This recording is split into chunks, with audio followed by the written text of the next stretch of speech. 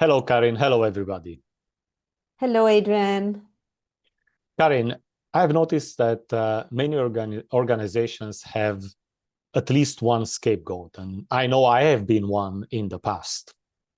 And how did this make you feel?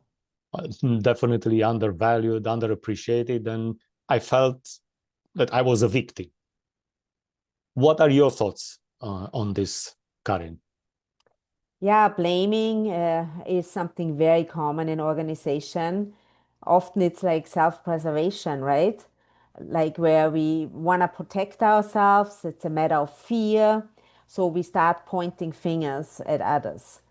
Now, when you are in a leadership position, it's important to know that when you are part of the blaming game, this really harms everyone. And it's important to take responsibility. So that's why I just want to give a simple tip because projects go sideways, maybe an audit can fail, or you don't meet timelines.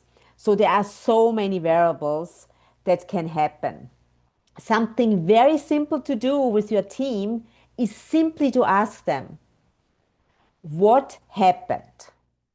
This is a question that comes from a place of curiosity, and you don't assign blame, you don't assign judgment, you just want to understand what happened. And the next question then should be, what can we learn from this so that this doesn't happen again? If you ask those questions, people will feel very different and you don't put them in the corner because this really doesn't help anyone. And the mistake already happened. So you don't want to look too much back. Of course, you want to evaluate how to do better, but you want to keep the focus forward. Now, this was our thought for today. And we definitely will see you next week again. Until then, be happy, be healthy, and be at your best.